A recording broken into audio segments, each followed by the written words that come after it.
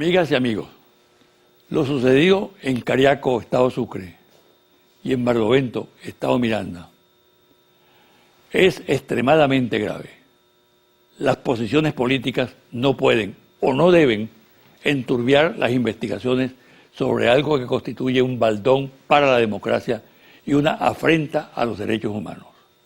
En Barlovento, durante los días 15 y 17 de octubre de este año, en el sector El Café, vía Caucagua, Estado Miranda, fueron detenidos por efectivos del Batallón Caribe 323 del Ejército Venezolano, Coronel José María Camacaro, destacado en el comando militar en la ejecución de la Operación Rondón, 13 ciudadanos que luego fueron desaparecidos, sometidos a torturas y finalmente asesinados. En otras palabras, que reaparece en el país una práctica represiva que creíamos abolida, ya que en casi 18 años de gobiernos bolivarianos no ocurría una situación similar a la que se convirtió en política de Estado durante la Cuarta República. Práctica consistente en la violación sistemática del ordenamiento constitucional y legal de la República, adelantada por efectivos militares, que incluye la detención arbitraria de personas, su desaparición física, tortura y, por último, el asesinato. Estas operaciones se convirtieron en auténticas masacres en los gobiernos de Acción Democrática y COPEI, del punto fijismo, cuando ocurrieron masacres como Cantaura, Yumare, El Amparo. Ahora se repite tan despreciable experiencia en Barlovento. ¿Por qué se repite esta figura represiva? ¿Qué está detrás de tan siniestra experiencia? Uno pudiera entenderlo en el pasado por el adiestramiento de la Fuerza Armada en centros de instrucción militar de los Estados Unidos que impartían enseñanzas para encarar la subversión, entre la que destacaba la tortura, la desaparición forzada y la eliminación física de los prisioneros. Pero no en la actualidad, con un ejército con nuevas concepciones acerca de su misión, con elevado sentido de la profesión y en el contexto de una política en la que el ciudadano ya no es el enemigo. El tema es complicado de explicar y creo en la conveniencia de someterlo a debate, incluyendo en este al componente militar. Pero me atrevo a señalar, en primer término, que el origen de lo sucedido está en que el gobierno incurrió en el error de dar luz verde a una versión exclusivamente represiva a la lucha contra la delincuencia, la OLP, que asumió el encargo sin preparación suficiente, sin definición de objetivos y sin una metodología clara respecto al tema de los derechos humanos.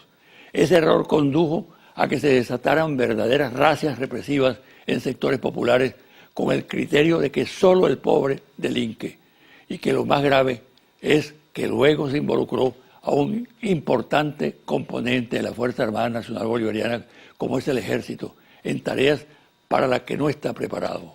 Desde luego, en este deplorable episodio, condenable desde todo punto de vista, destaca la reacción del gobierno del presidente Maduro, del ministro de la Defensa Vladimir Padrino, de la fiscal general Luisa Ortega Díaz y del defensor del pueblo Tarek William Saab.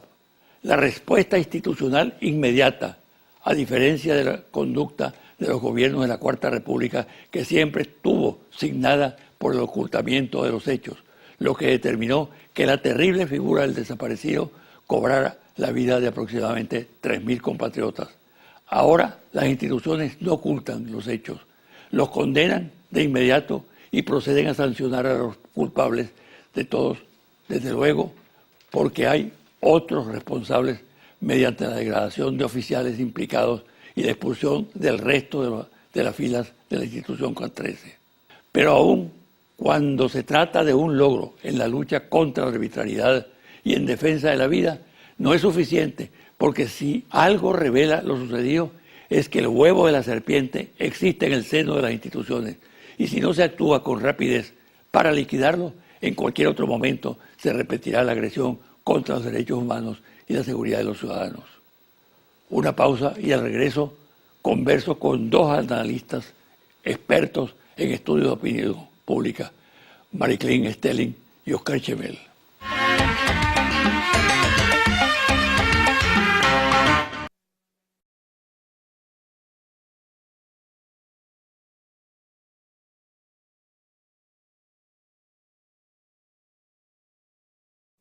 Estás viendo José Vicente Hoy.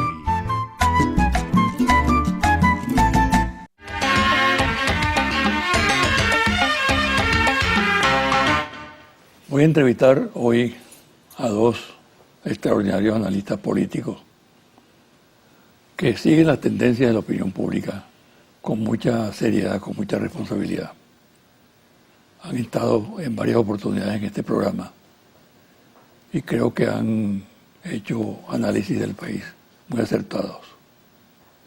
Se trata de Marisklin Esteling y de Oscar Chemel. Bienvenidos. Gracias, José Vicente. Gracias. Vamos a hacer un balance del año que está concluyendo. ¿No? 2016 termina. ¿Y cómo observan ustedes los aspectos fundamentales de este año que termina? Bueno, con la dama.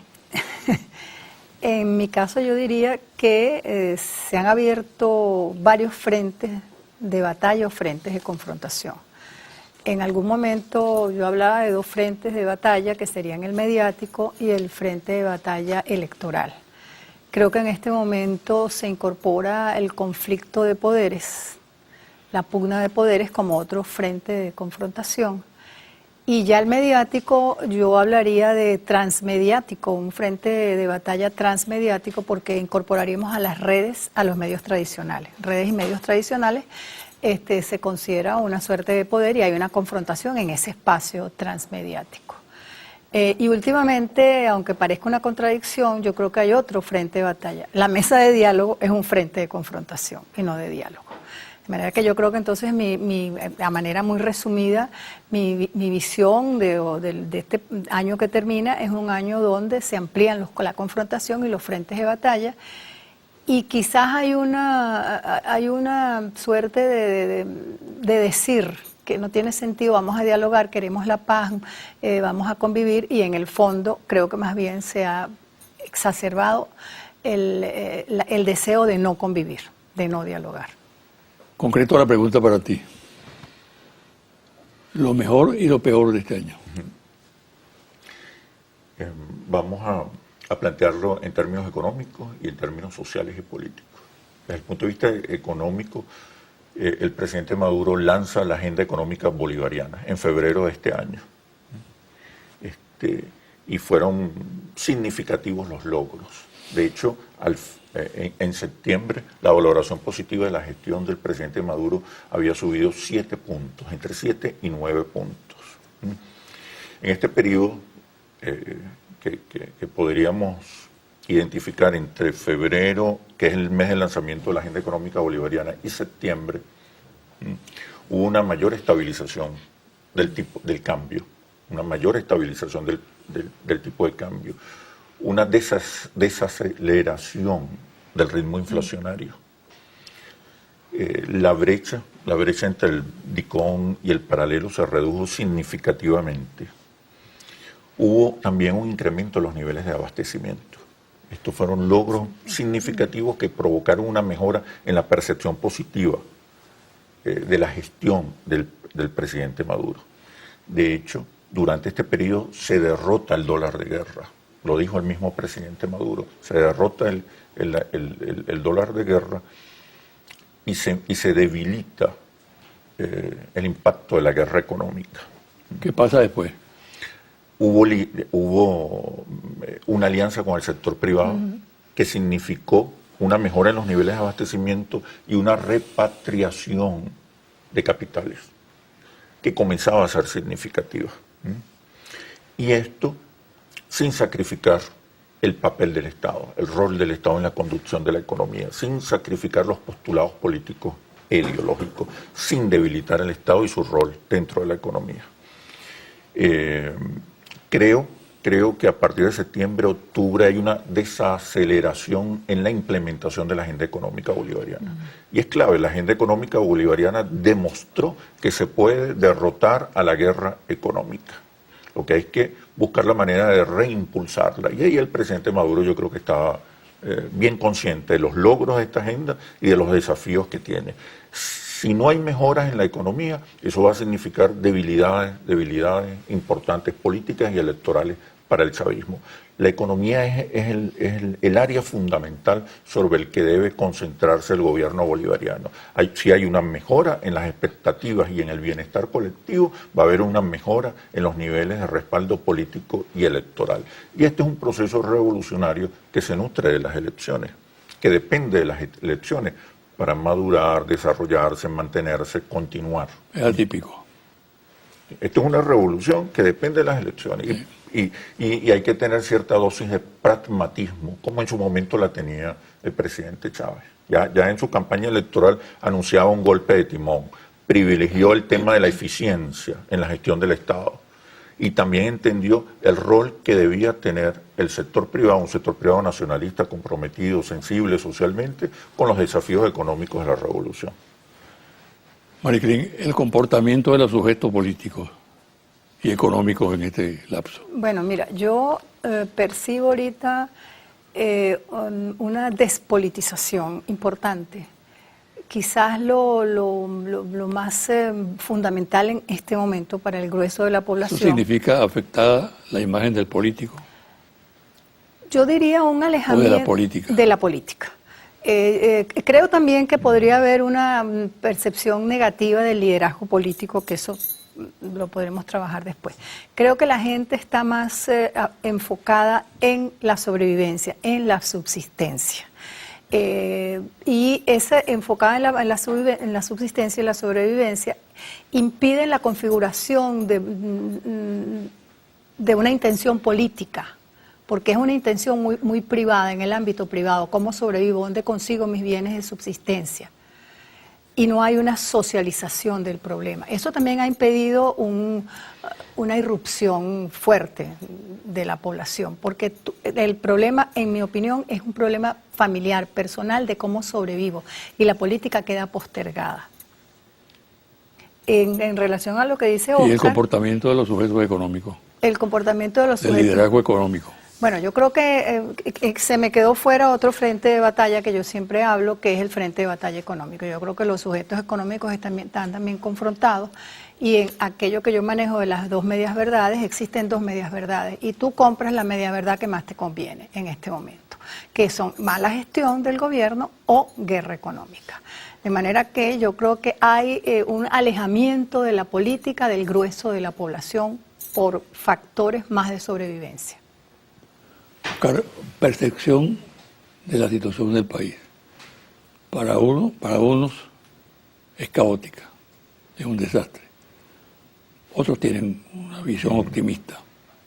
Es decir, está estable la democracia, no hay riesgo de quiebra, de ruptura. ¿Cuál es tu opinión? Sí. Para contextualizar, el país se está moviendo al centro político, a una especie de síntesis.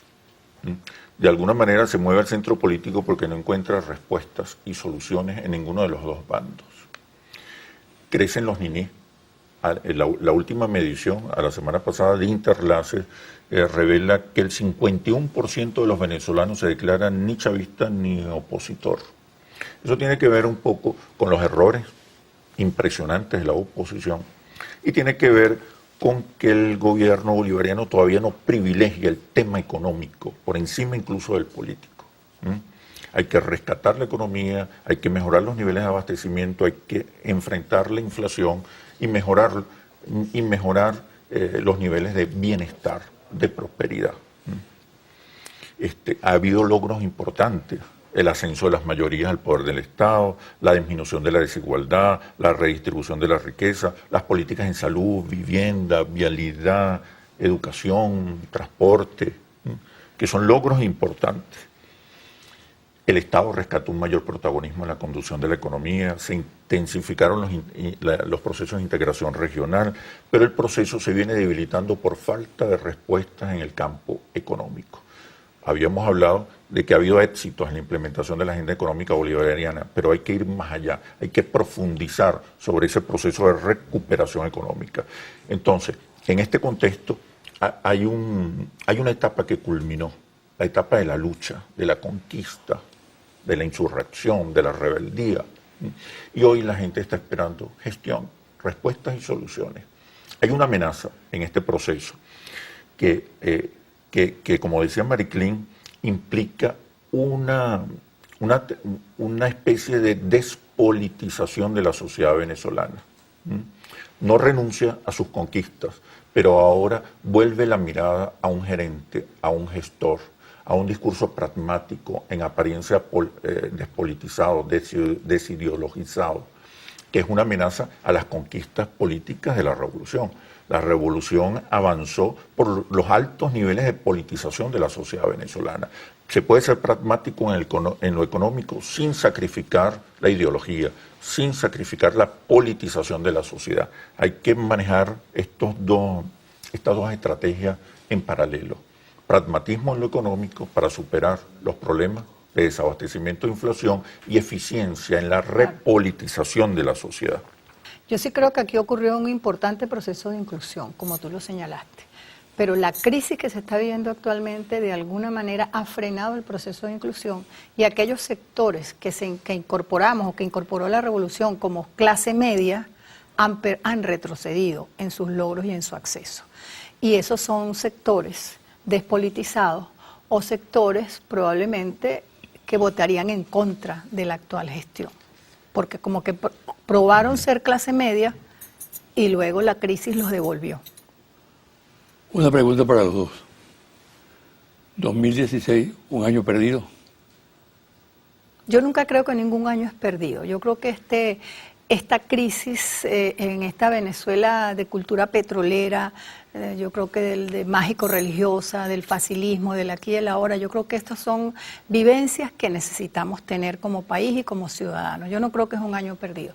Lo que es importante es que hacer una suerte de reflexión, ejercicios reflexivos del año que vivimos, de la crisis, que además hemos sobrevivido a la crisis, hemos sobrevivido sin una irrupción violenta, sin un caracazo venezolanazo como pronosticaban los apocalípticos de la oposición. Eso no ha sucedido. Yo creo que también ese es un fenómeno a estudiar en Venezuela. Están aquí presentes en Caracas algunos representantes de la red de intelectuales, y una de las preguntas que se hacen es por qué aquí no ha habido una irrupción violenta. ¿Qué tenemos de diferente los venezolanos? ¿Qué hay en nuestra esencia? Y es que nos hemos abocado a tratar de resolver los problemas privados y familiares, y en ningún momento creo que, a pesar de los llamados descarados de algunos sectores de la oposición a la irrupción violenta, no hemos oído esos llamados, y de alguna manera creemos, estamos en democracia, disfrutamos de una democracia, disfrutamos de una reconstrucción del país, de este proceso revolucionario, y esos son logros que la sociedad valora a pesar de las circunstancias críticas que estamos viviendo. Si no son años perdidos, como dice Mariclín, ¿qué es entonces 2016? Es un año perdido para la oposición. Eso sí es verdad. Terriblemente, incomprensiblemente, la oposición sigue cometiendo los mismos errores de hace 20 años. La oposición no entendió el carácter de su triunfo electoral. La gente no votó por la oposición, votó movido por el descontento. Castigó una gestión económica, pero entendió que cuando le otorgaba su voto a la oposición, esperaba que la oposición fundamentalmente contribuyera a resolver los problemas económicos del país. La oposición creyó que ya tenía el control del Estado, como si en Venezuela imperase un régimen parlamentario. Sobreestimó su triunfo, su poder, subestimó la capacidad de respuesta del chavismo y ignoró que existían otros poderes. Desde el momento que asume la mayoría parlamentaria, intenta dualizar el poder, disputar el poder del Estado, y avanza nuevamente hacia una ruptura constitucional a través del referendo revocatorio, que es entendido por el chavismo como un golpe constitucional. Entonces, en vez de seguir avanzando, ocupando espacio, cambiando la correlación de fuerzas simbólicas y sociales, la oposición pierde otro año sumida en disputas internas, incomprensión de la realidad, retóricas repetitivas sobre Maduro Betellá, las mismas retóricas del Chávez Betellá de hace más de 10 años. Se desconectó ya definitivamente de las demandas y expectativas de los venezolanos, no construyó nuevos relatos para posicionarse como una alternativa, perdió la gran oportunidad de seguir avanzando. Vamos a hacer una pausa. Pongan las cartas sobre la mesa para ver qué viene en el próximo año, 2017. ¿Cuál es el pronóstico?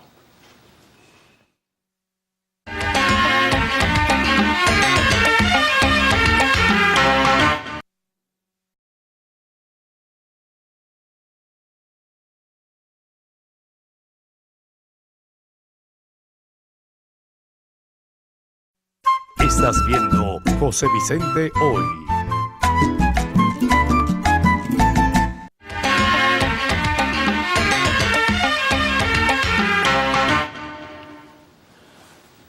¿Cómo vendrá el próximo año, 2017? En el año anterior, es decir, en este año que está concluyendo, el presidente de la Asamblea Nacional pronosticó la salida de Maduro de la presidencia en un lapso de 6 meses. Maduro sigue vivito y coleando, ¿no? Entonces, el problema de la estabilidad institucional es fundamental. Se va a agravar ese problema. Se van a crear condiciones para una ruptura del orden constitucional. Porque todas las baterías están enfocadas por parte de la oposición hacia la figura del presidente de la República. La opinión de ustedes. Sí, bueno, la oposición llega a la mesa de diálogo sin querer queriendo. No estaba convencida. Había asumido nuevamente la estrategia insurreccional de salida rápida del gobierno constitucional del presidente Nicolás Maduro, y obviamente vuelve a fracasar. No, sigue sin entender lo que está ocurriendo en el país. Sigue subestimando al chavismo. Yo creo que eso ya no tiene remedio. Después de 20 años es como repetir el kinder sucesivamente. Y se van a mantener los viejos líderes. Los líderes que han ido fracasando y fracasando y fracasando. Porque este es el único país donde un liderazgo fracasa, es derrotado, pierde y se aumenta el sueldo o asciende. Liderazgo impune. Es un liderazgo que no desactualizado y que no abre espacios a otras ideas, a otros pensamientos, a otros liderazgos. La oposición va a seguir entrampada. Se beneficia y se beneficiará del descontento, de los errores en la política económica o en el desempeño económico. En esa medida se beneficiará electoralmente, pero sigue sin ser una alternativa. Hoy 49% de los venezolanos preferiría que Maduro resolviera el problema económico, aunque fuese en parte, antes que viniera un gobierno de oposición. Hoy los niní han crecido. Hoy más de la mitad de los venezolanos se definen ni chavistas ni antichavistas. Eso es una amenaza para ambos sectores, porque puede implicar una implosión de la clase política en la medida que la gente en la medida que los liderazgos políticos no logran conectarse con las nuevas realidades simbólicas, con las nuevas demandas, con las nuevas expectativas que tienen que ver con los temas económicos. ¿Quiénes engordan a los niní? Ese es el gran desafío. ¿Quiénes engordan a los niní? Los descontentos, los que no dónde? encuentran respuesta. Fundamentalmente en este momento vienen de la oposición. La oposición, como dijimos muchas veces, no logra interpretar las nuevas realidades y no logra construir nuevos relatos y nuevas propuestas. Se encadenó en un discurso repetitivo de Maduro, vete ya, cuando la gente además estaba esperando respuestas, soluciones, salidas.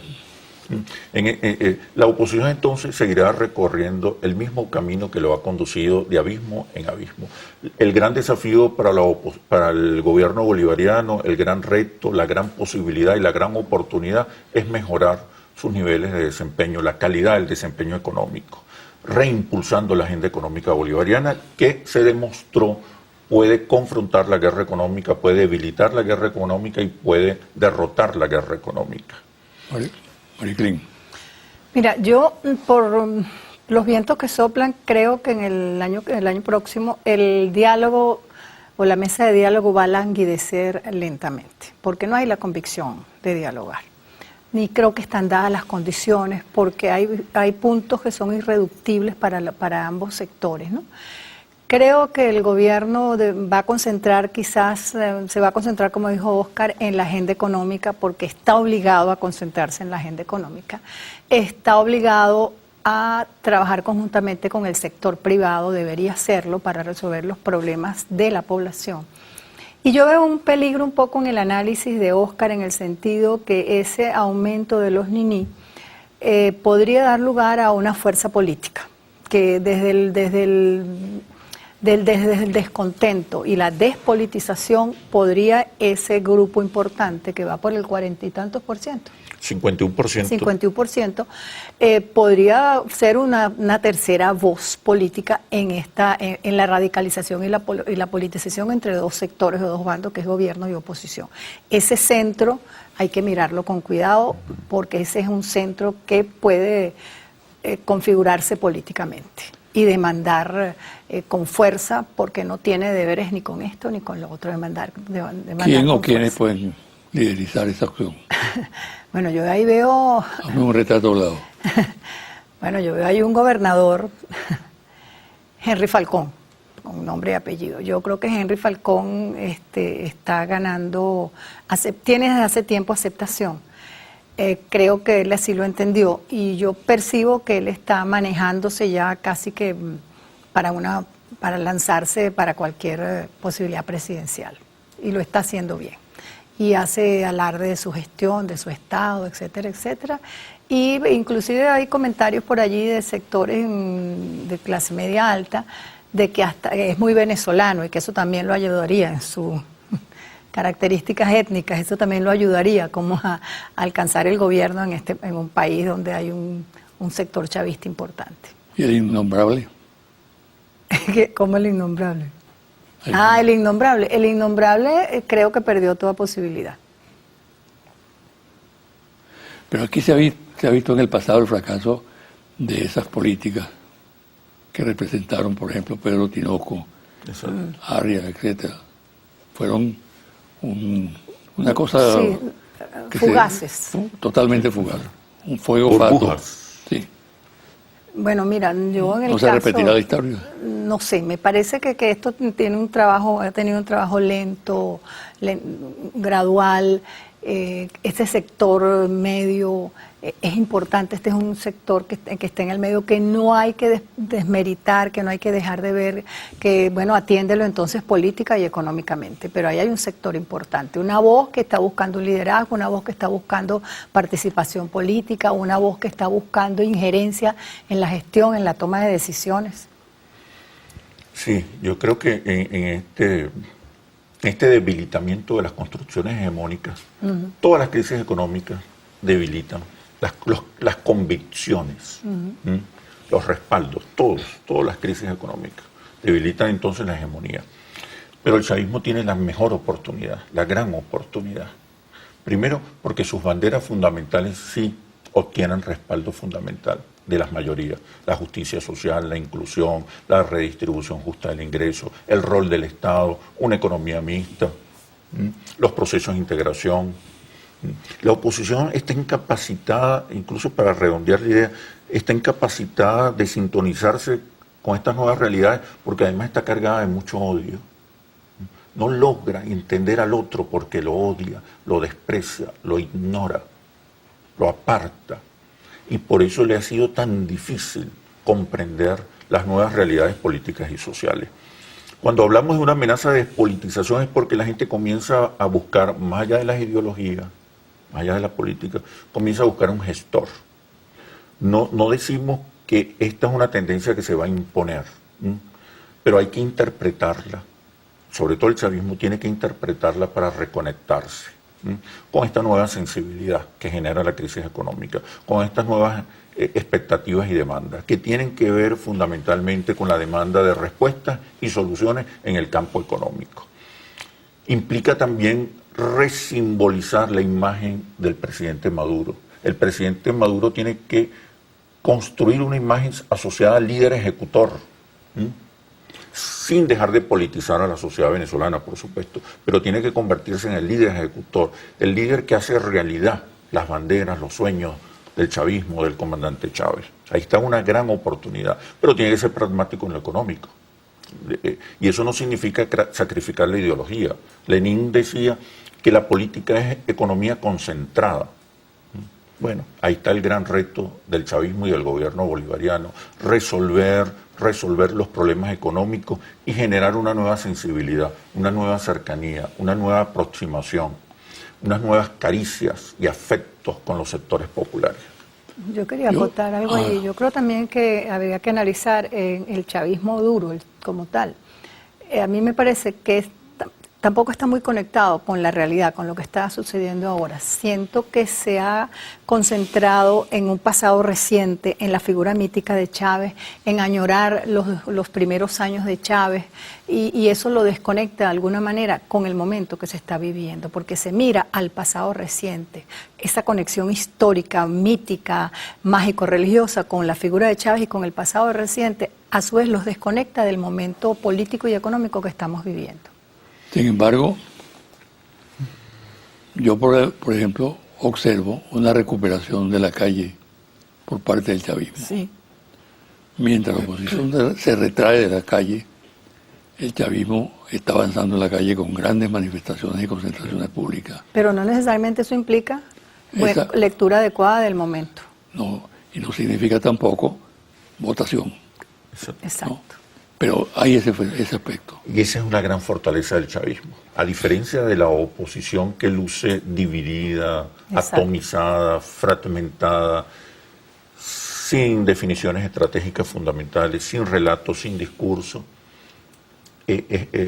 vemos una oposición implosionada.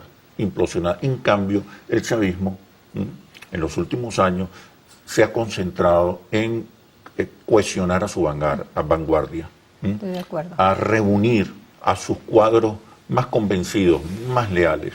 Eso es muy importante para dar la batalla, pero con eso no se ganan elecciones. Hace falta resolver los problemas económicos para construir una mayoría electoral, que es vital para la continuidad de la revolución. Eso significa reposicionar la imagen del presidente Maduro, renovar los relatos, los cuentos, las construcciones simbólicas, actualizar el proyecto, claro, entender que hay que, ser pragmático en muchos casos, sobre todo ser pragmático en lo económico, para avanzar.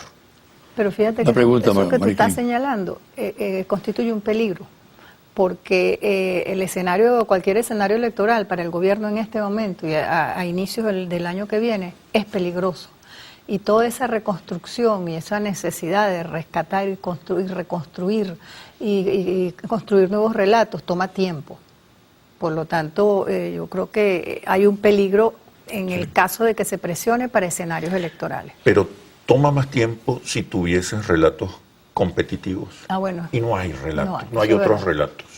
O sea, la gran oportunidad del chavismo es renovar sus relatos, renovar sus símbolos, actualizar el proyecto, reconectarse con las mayorías que están buscando respuestas y soluciones.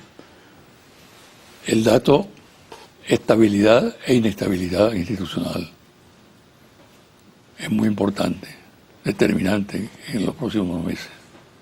¿Qué opinas tú? Mira, yo no veo peligro en inestabilidad institucional en este momento ni en el año que viene. Yo creo que en eso hay un mayor como sentido de equilibrio y de logros, y no creo que los venezolanos y las venezolanas apostemos por la inestabilidad institucional, no creo. Quizás apostamos más por escenarios electorales como una vía para o consolidar un proceso o para salir de Maduro. El posible retiro de la oposición de la mesa de diálogo. Eso yo creo que es inminente. ¿Significa qué? Significa que se abre la puerta a la aventura. Sí, significa una incomprensión de lo que está ocurriendo en Venezuela y reafirma un poco las indefiniciones estratégicas que sufre la oposición desde siempre. la inestabilidad social y política, la inestabilidad institucional va a depender de lo que se haga, de lo que se logre en el terreno económico. Es decir, va a depender de la estabilidad económica, de darle respuesta a los desafíos económicos, sobre todo en el campo del desabastecimiento y la inflación. En esa medida habrá más estabilidad política, más estabilidad social. El gran adversario del gobierno sigue siendo la economía, sigue siendo el descontento, ya no la oposición. La oposición yo creo que va a insistir en su estrategia de caotización de la sociedad, cabalgando sobre el descontento. Va a intentar pescar en ríos revueltos para avanzar, para intentar nuevamente conseguir el objetivo de derrocar al chavismo. Yo creo que la oposición tiene como meta desplazar totalmente al chavismo. Claro. No logra entender la necesidad de la cohabitación, de la convivencia, incluso de la alternancia. Cuando la oposición se plantea derrotar al chavismo, lo hace con la intención de desaparecerlo, ni siquiera de competir o derrotarlo en el campo simbólico y social, donde el chavismo sigue siendo la gran fuerza del país, la gran fuerza, la gran fortaleza del chavismo. Entonces yo creo que vamos a observar, por un lado, una tentativa insistente de caotizar al país en el campo de la oposición y una tentativa por el lado de la oposición, por el lado del chavismo, de estabilizar al país. Pero esa estabilización va a depender de la estabilización económica. Pero fíjate que tú dices que la intención de la oposición es derrotar al chavismo y la intención del chavismo es no dejar avanzar a la oposición. Y eso es un elemento que hay que tomar en cuenta. Por otra parte, yo acotaría a tu análisis el hecho de que las narrativas que ha construido la oposición sobre las causas de la crisis han tenido mayor aceptación social que las narrativas que ha construido el chavismo sobre las causas de la crisis. O sea, la gente compra más la explicación que da la oposición sobre las causas de la crisis que la que da el chavismo. Aunque la explicación de la oposición está basada solo en la denuncia. En la denuncia no hay una idea, no hay una propuesta, no hay un discurso esperanzador, no hay un nuevo relato acerca del nuevo país que vendría con el ascenso al poder de la oposición. Por eso sigue siendo el chavismo la primera fuerza simbólica del país. Claro, porque aún con las debilidades sigue conectada con las expectativas de inclusión, respeto, dignidad que animaron a las luchas populares durante todos estos años. Lo que pasa es que ese ciclo se cierra y se inicia un nuevo ciclo donde la gestión es fundamental. Y el gobierno bolivariano tiene que priorizar todos sus esfuerzos en la economía, porque es lo que va a garantizar la continuidad del proceso revolucionario a través de los triunfos electorales. Sí, pero hay un elemento débil para el año que viene, que quizás no se repita, que es ese cambio tan frecuente de todos los ministros que tienen que ver con el área económica. Entonces, al cambiar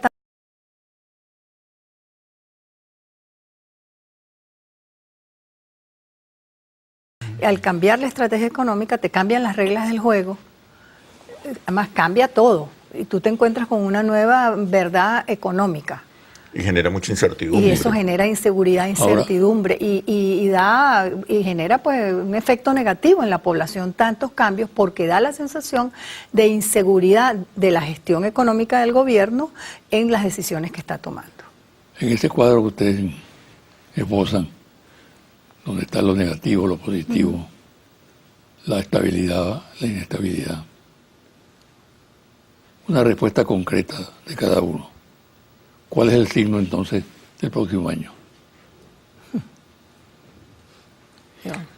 Por un lado, insisto, la oposición va a seguir buscando la caotización de la sociedad, aprovechando el descontento, si no se resuelve el descontento. Y el chavismo tiene que resolver de una vez por todas el dilema entre la política económica y la ideología.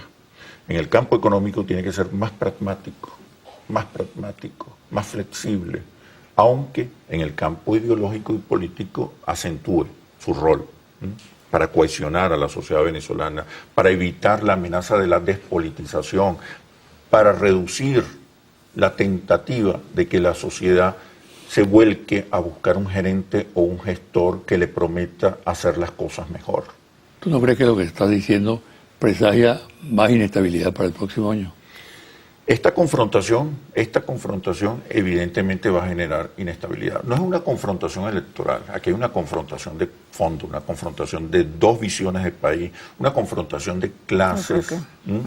¿Tú Y qué eso opinas? evidentemente le añade un ingrediente explosivo, radical a la lucha política hoy en Venezuela. Claro, yo siento que en la medida que languidezca la mesa de diálogo, que es lo que yo creo que va a suceder, va a ocurrir un diálogo tras bastidores, un diálogo entre sectores políticos y sectores económicos, porque la mesa de diálogo se convirtió en una suerte de show para cumplir con las masas, para cumplir con el Papa, con el mundo exterior, etcétera, en mi opinión. Pero yo creo que tras bastidores, dada la gravedad de la confrontación que hay, las cifras que está dando Oscar del aumento de los niní, lo que supone el crecimiento de ese grupo, yo creo que se va a dar a partir del año que viene una suerte de diálogo, yo no quisiera decir secreto, pero un diálogo menos show, menos expuesto al público, un diálogo de sectores políticos y sectores económicos, porque yo creo que la única manera de sacar el país a flote en este momento y resolver los problemas graves que todos y todas estamos confrontando es ese acuerdo político y económico entre los dos grupos políticos. Bueno, del muchísimas país. gracias. A ti. Gracias. Ya veremos qué ocurre. Entonces nos vemos. reuniremos Sí. nuevamente a analizar la situación. Encantada. Muchas gracias, Marilyn. Gracias, José Muchas Vicente. gracias, Oscar. Gracias, José Vicente. Y mucha suerte. Igual. A todos y todas. Feliz Navidad. Feliz Navidad. Feliz Navidad. Una pausa y al regresar los confidenciales.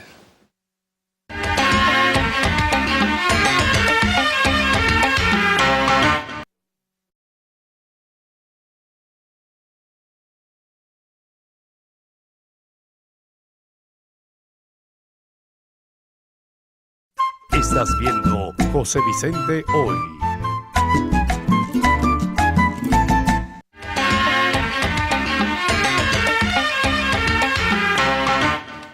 Y ahora los confidenciales. La masacre de Cariaco en el estado Sucre y la masacre de Barlovento, consumada esta última por efectivos del Batallón Caribe 323 del Ejército, hecho en el cual 13 personas, aun cuando parece que hay más, fueron detenidas arbitrariamente, desaparecidas, torturadas y luego asesinadas, ha tenido honda repercusión en el seno de la Fuerza Armada Nacional Bolivariana. El repudio a los hechos ha sido total y determinó la apertura de una severa investigación. Se considera inexplicable que en una Fuerza Armada como la actual venezolana, dentro de la cual se ha adelantado un serio trabajo de concientización sobre los valores éticos que deben imperar en la institución, de respeto irrestricto de los derechos humanos, y se hacen análisis críticos de lo que sucedió durante la Cuarta República, se produzca ahora un hecho que echa por tierra los logros alcanzados.